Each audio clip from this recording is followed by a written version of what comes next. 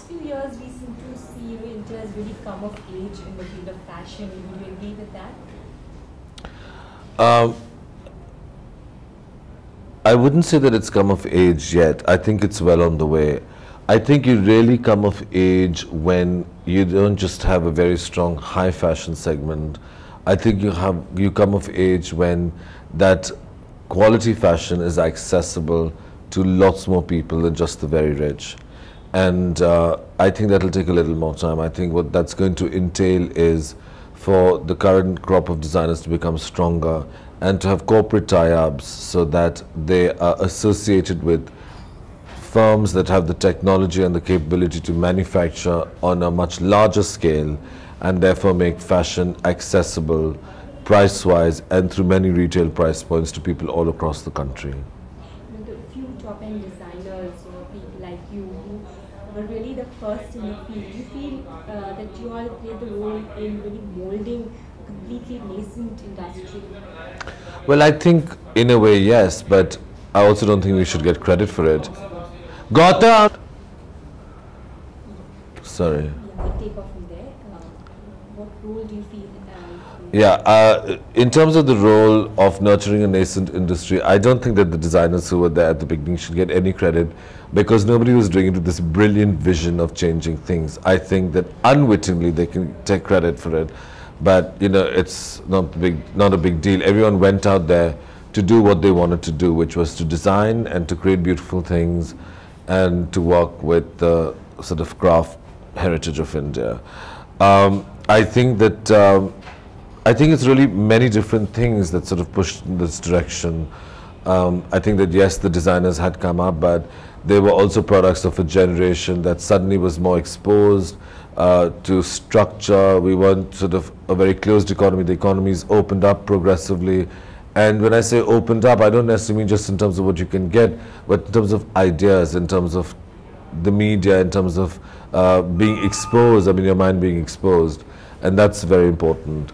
So that's really good, and I think that a lot of people have come up. There have been educational institutions. All this has contributed to the industry taking off. Do you feel that the general, the media, and the people are quite ignorant about fashion, and so we take what we get? Well, yeah, but I mean, think about it this way: that India hasn't really had a fashion tradition. Because even today, and that's part of the Indian tradition, look at women in saris, the way you all wear dupattas, the way men and women wear lungis, dhotis, everything. Our tradition has just been beautiful textiles. So, people in different parts, whether it's Bengal or Rajasthan or UP or whatever, take a piece of fabric of varying length and tie it on themselves beautifully. Traditionally, that's what it is. I mean, there might be a little structured top, but even that is almost like a one-size-fits-all with lots of ties and this and that. This concept of fashion as we know today with a lot of fitting, with a lot of structuring, seaming, does not exist, has not existed in India. So why should Indians be aware in the way that people abroad are? Because they've always worn something. Indians are much more aware of textile, about how to drape things. No one gives them credit for that. It's just that our culture has been different and it'll happen.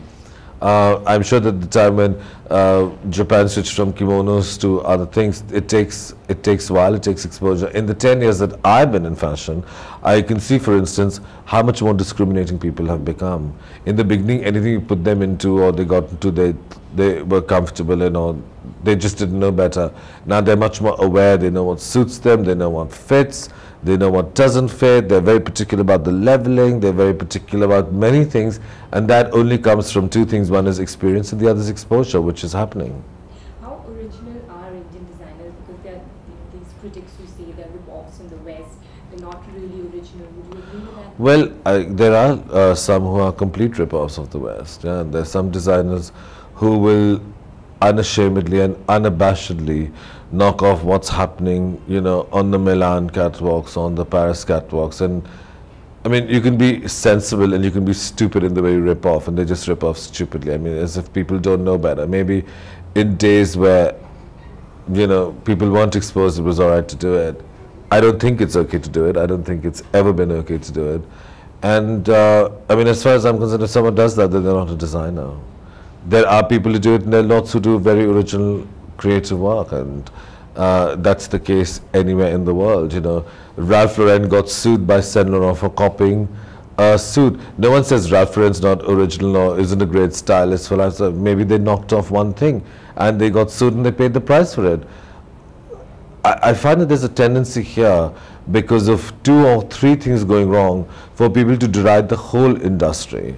You know, they celebrate Bollywood, but I can tell you there's a lot in Bollywood that's ripped off from Hollywood.